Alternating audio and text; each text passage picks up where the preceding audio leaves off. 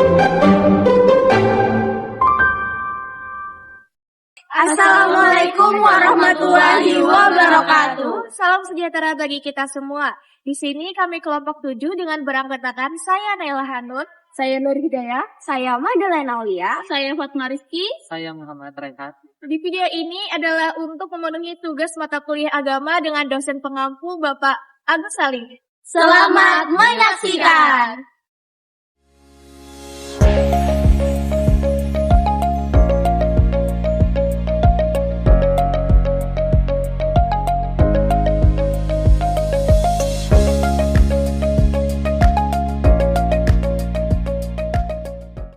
Yakinkah kamu bahwa bumi itu bulat?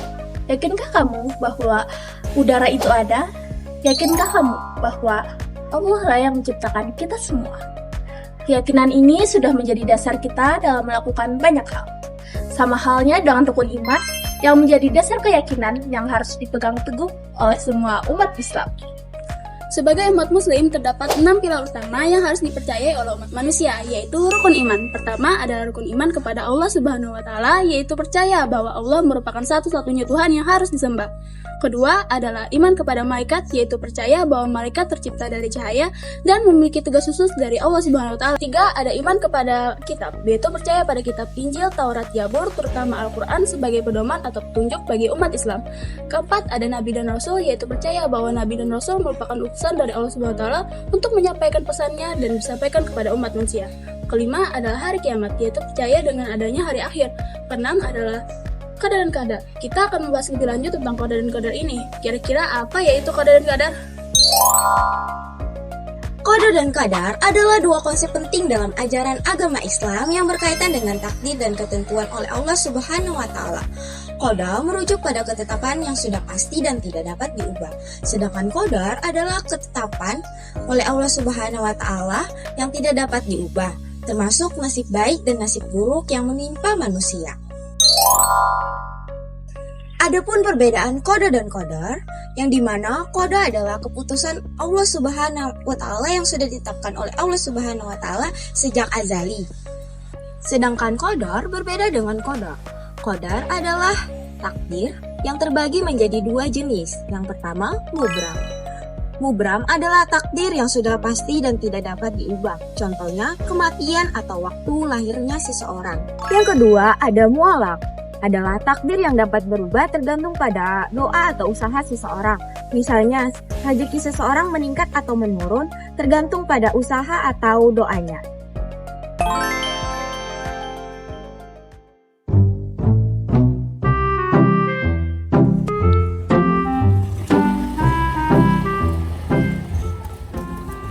Atas nama Ibu Daya? Ya, betul.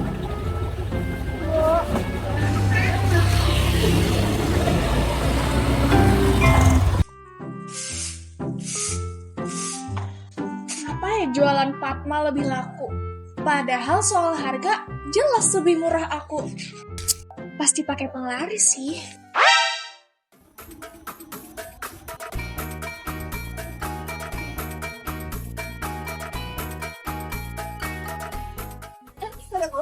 Assalamualaikum Pak Ustadz. Ya, waalaikumsalam. Mau kemana? Mau ke masjid nih, udah mau jamnya nih. Saya berangkat dulu ya. Iya. Ustaz, Ya. sebentar. Assalamualaikum warahmatullahi wabarakatuh. Ya, waalaikumsalam warahmatullahi wabarakatuh. Jadi gini Ustadz, kemarin kan saya dengar ceramah Pian soal konsep rezeki. Nah, saya tuh sudah berusaha untuk menjemput rezeki saya dengan cara memurahkan harga jual. Tapi kenapa ya si Fatma itu jualannya lebih laku daripada saya? Bu Hanan, memang ibu sedang berusaha sebaik mungkin. Tapi kembali lagi, Allah kan sudah mengatur rezeki masing-masing. Kalau rezeki udah diatur kayak gitu, berarti apa usaha saya itu sia-sia Ustadz? Bu Hanan, Allah memberikan kita kebebasan dalam berikhtiar. Sesungguhnya, hamba yang berusaha keras dan terus berdoa kepadanya, insya Allah akan mengubah keadaan dirinya. Seperti firman-Nya dalam surah Ar-Ra'd ayat 11 yang berbunyi, Bismillahirrahmanirrahim. Wa iza aradallahu biqaumin su'an fala maraddalah. yang artinya Allah tidak akan mengubah keadaan suatu kaum sebelum mereka mengubah apa yang ada pada diri mereka sendiri. Quran Surah Ar-Ra'd ayat ke-11. Kalau misalnya sudah ada ditentukan rezekinya, terus buat apa saya berusaha keras Ustadz kalau hasilnya masih sama aja? Bu Hanan, itulah yang namanya ujian. Meskipun kita setelah berusaha dan terus berikhtiar, memang hasilnya tidak akan langsung terlihat. Tapi yakinlah, Allah itu maha adil. Sesungguhnya, apabila kita meniatkan sesuatu dengan benar, Allah akan menggantinya dengan hal yang lebih baik lagi. Yaudah deh, makasih deh Ustadz.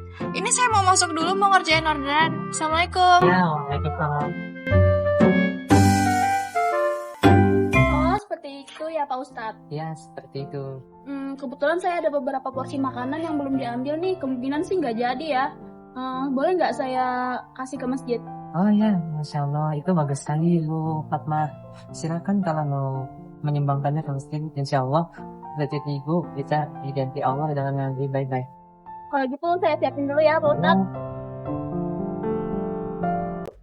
Berdasarkan ilustrasi tadi, kita dapat mengambil beberapa poin penting untuk membantu kita mengimani qada dan qadar, yaitu 1. Kita perlu memahami konsep qada dan qadar terlebih dahulu. 2. Kita perlu berikhtiar sebagai bentuk tawakal. 3. Kita perlu menerima keyakinan Allah dengan ikhlas.